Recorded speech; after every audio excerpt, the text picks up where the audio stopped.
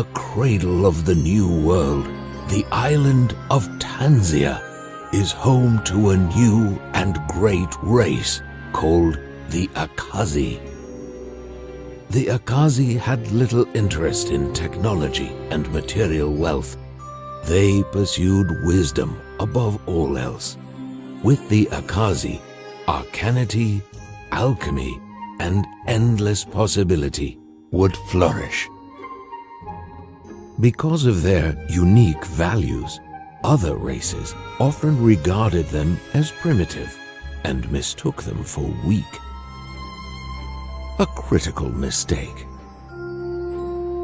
Life was good on Tanzia, until one day, a terrible evil known as the Skeleton King came to claim the island.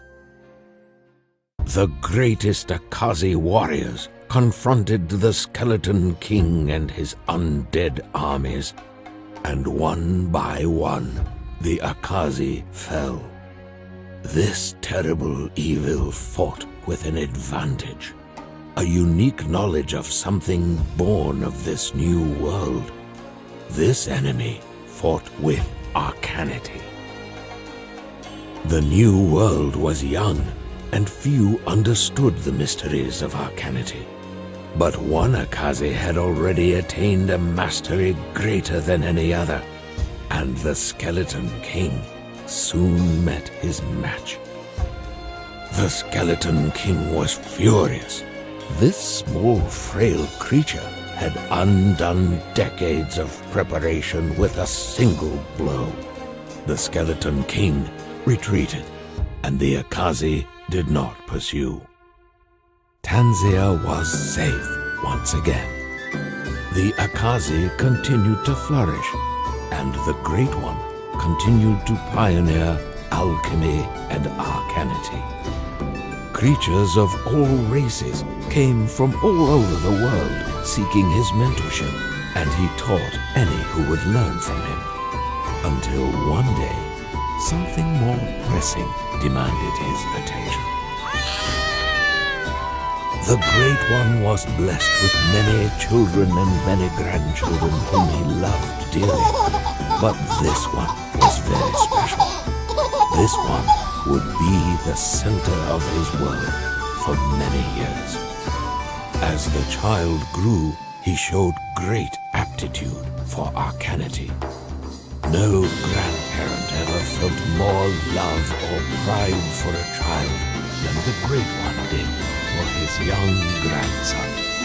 But he knew that their precious time together would be short. The Skeleton King was already plotting a terrible revenge against his new foe. He would end the Great One's bloodline. The Skeleton King used the darkest of arcanity to summon an evil and tortured creature from another dimension and enslave it to his will.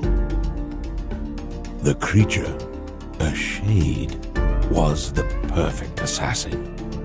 It passed through solid objects at will, traveled nearly unseen in the shadows, and had a deadly touch. The Skeleton King watched from afar in glee as the shade passed through the young child and stopped his heart.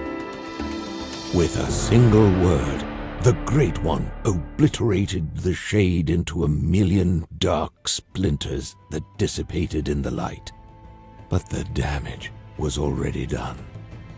As the Great One fell to his knees, weeping over the body of his young grandson, the Skeleton King was very, very pleased. But the Skeleton King had once again underestimated his Akazi foe, and when the Great One sensed that the Skeleton King was no longer watching, the illusion was lifted, and the child was smiling once again.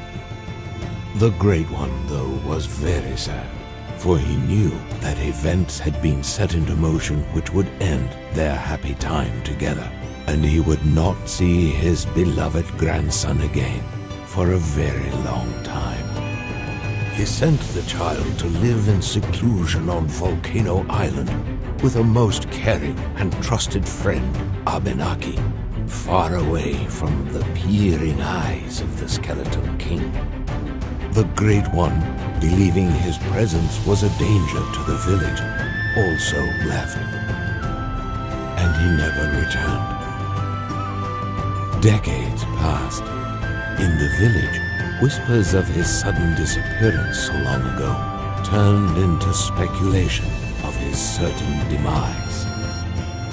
The Skeleton King, believing that victory finally lay within his grasp, would again descend on Tanzia to claim his prize.